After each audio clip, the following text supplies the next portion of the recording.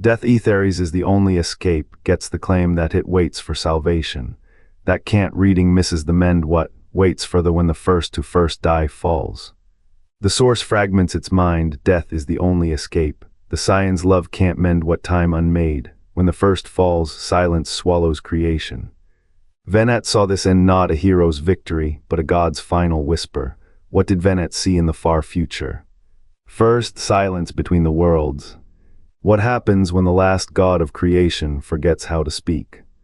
Etheirys waits not for salvation, but for the first to die a death that silences the cosmos. The sundering, rejoining, final days are not cycles but a countdown. At Emet-Selch, Zodiark and Hydaelyn's ages end. The final days are no new beginning, they are the return to silence. The Scions' struggle does not break this race, it accelerates it. Venat's vision was clear, the first's death is inevitable, and when it falls, the silence between worlds will swallow all that remains. Etheirys speaks in riddles, the truth is sharp, its vigil is not for salvation, it waits for the first to die. Fragmented by Venat's choice, the first's will splinters. Each echo of Etheirys is a shard of that broken mind. What is time to a god who watches its own end? The final days return, not as prophecy, as reckoning. The Scions love that fragile tether delays the unraveling, threads fray. Venat's vision was clear, death is inevitable. When the first falls, the silence between worlds swallows all, even memory, even light. The last god forgets how to speak, only waiting remains. And the hollow ache of a creation that outlived its maker, the bonds that held the void at bay now strain. A god's breath grows shallow, the end is not an event, it is an absence, a wound in the fabric of becoming. And Etheirys, that fractured echo, knows the cost of a world that cannot remember its maker. The silence is not empty. It is everything the first could not say. The first's consciousness may have been fragmented across the source. A pause, the weight of absence hangs. This is not a puzzle to solve. This is a clock counting down. The rejoining projects so often framed as salvation is a patch on a wound that cannot heal. Every shard Etheirys gathers is a borrowed moment, a god's final breath split into echoes, each one delaying the inevitable. The Scions fight to reunite what was never whole. They do not know the truth, they are not stitching a soul. They are papering over the silence. Venat does not seek to restore balance, he seeks to postpone the end. His waiting is not patience, it is anticipation, not of hope but of release. The final days are not a climax, they are an exhale. A universe unraveling because its author has forgotten the story. What do you call a god who cannot remember how to create? A shadow. A whisper, a name dissolving in the wind. The first fragmentation is not a flaw, it is a funeral. Every act of rejoining accelerates the day the Scions will face what Etheirys already knows, that love, in this context, is not a triumph. It is a delay tactic, a candle flickering in the dark before the last light dies. The silence is not coming, it is asterisk. The first's voice has already cracked, the source is not a well of power, it is a eulogy. And Etheirys, that terrible, beautiful thing, is the only one who hears it. The Elpis chain's faintest glyph, the encyclopedia's footnote, these whisper of a truth the Ascians buried beneath their lies. Rejoining was no act of repair. Inevitable, paper over the each cracks in a collision, a dying delay, God's skin. The 14 fragments are not wounds, they are hourglasses, each shard a prison for time, each collision a delay. The first dissolution is not a mystery, it is a schedule. Etheirys trembles as its host counts down the final heartbeat. The waiting is not hope, it is acceptance.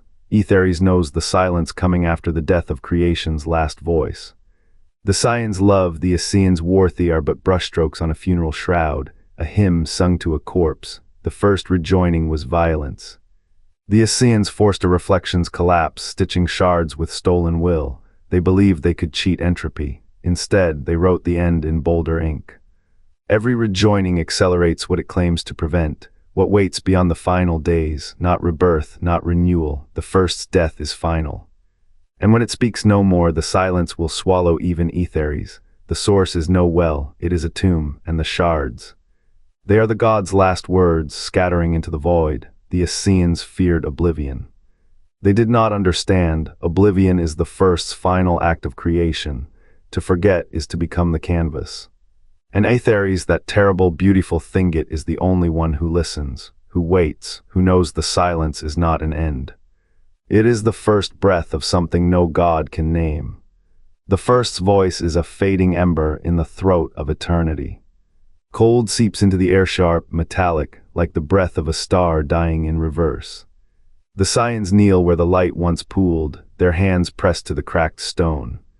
Their love hums a frequency that stitches shadows into shapes, yet the fractures widen. A single tear from the first's long-dead eye glows briefly, then dissolves into static. The Scions' bond is a thread of fire through the void. When they touch, the air shivers.